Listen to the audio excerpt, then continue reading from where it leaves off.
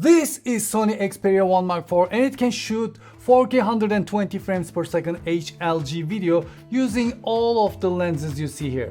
And the telelens can optically zoom between 85 to 125 millimeters, which means it can do this.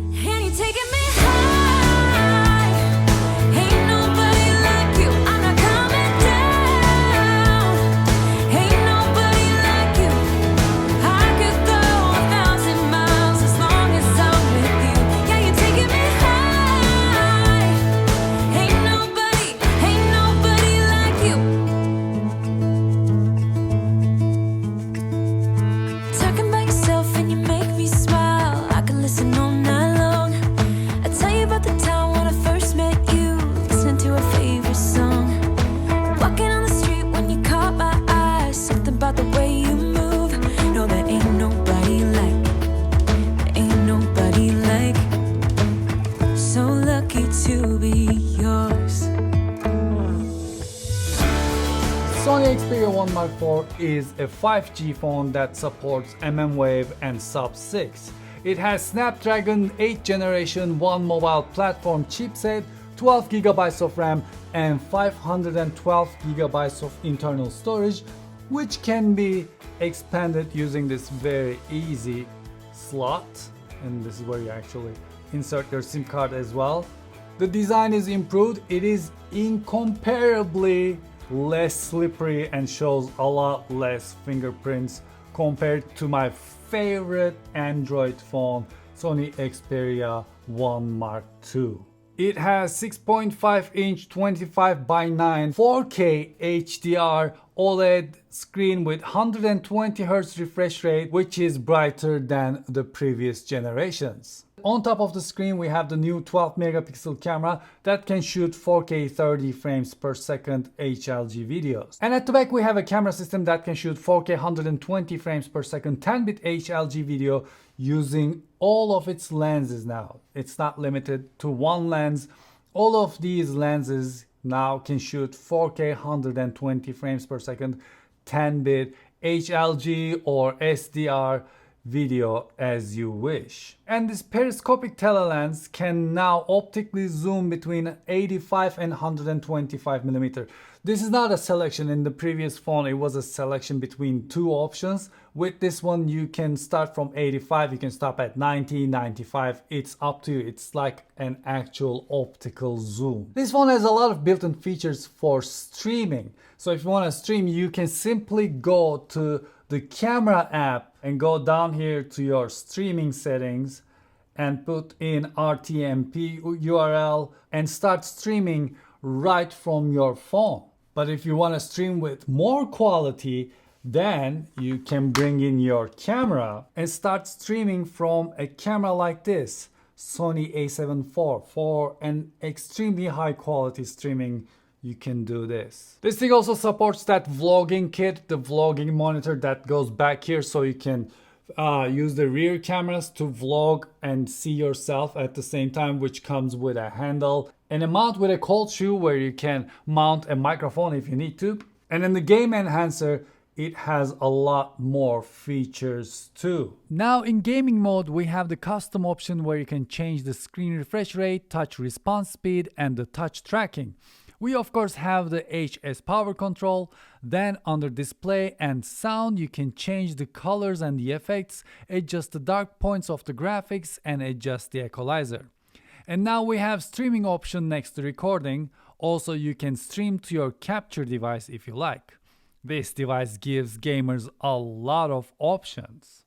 It has a feature that I don't have it yet, and it's for music creation where you can record and then there's a cloud service that you can get with a monthly payment, and I think it's free for 1 month, where you send your files and then your files get optimized. If there's background noise and other things like that, it gets removed from the audio and then you get it back.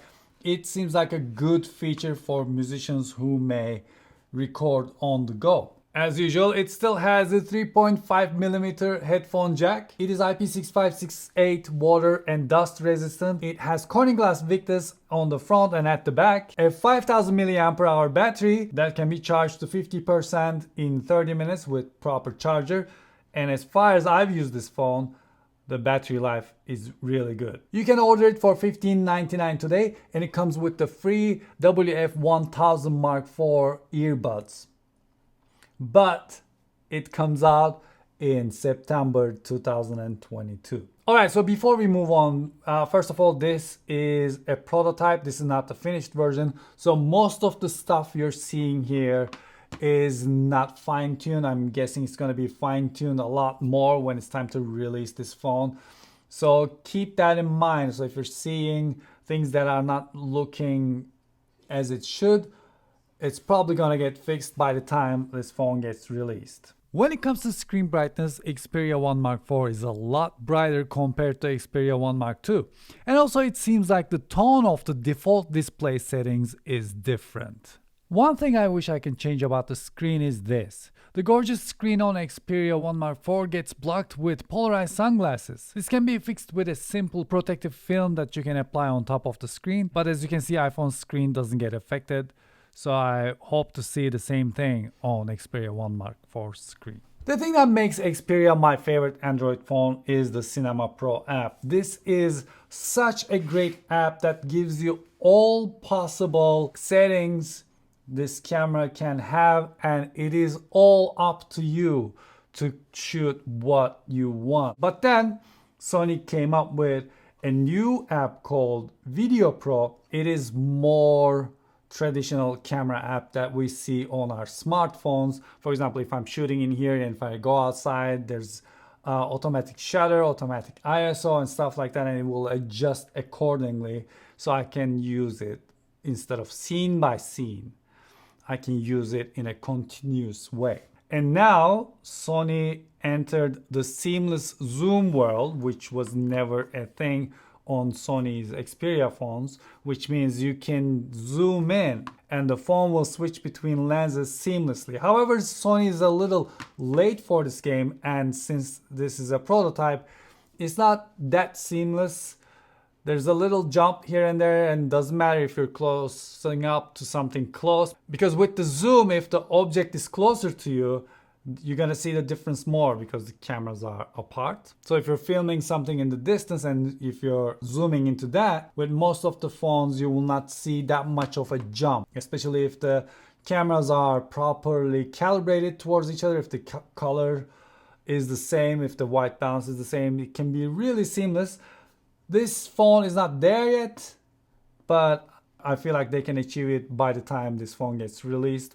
We're gonna see, but right now it's not that seamless. On top of that, this camera has a feature called dynamic range. Now we can go and switch to wide dynamic range, and what that does is, let's say you're filming in 24 frames per second, it starts filming at 50 frames per second, and every other frame is exposed differently and put together to create a wider dynamic range. This is something we had on our iPhones, I think since iPhone 10. It's a great feature, but with this one, when you turn it on, other features gets turned off, like stabilization. So the seamless zoom is gone above 30 frames per second, and also above 30 frames per second, the stabilization gets turned off. Also face and eye autofocus gets turned off above 30 frames as well. But maybe all of that will change once the phone is optimized and finalized. I guess we'll see. However, having 4K 120 frames per second on all lenses and optical zoom on telelens really made this phone stand out for me. Up until now, Xperia 1 Mark II has been my favorite Android phone, but after using this, I can easily tell you that Xperia 1 Mark IV is my new favorite Android phone. Well, thank you very much for watching this episode, and I hope you enjoyed it. As usual, what matters is what you think. What did you think about this phone? Is this something you're interested in? Do you have an Xperia phone? Are you one of us that really likes to shoot with the Xperia phones? Please let me know in the comment section below. And until I see you next time, take really good care of yourselves. And hoşça kalın.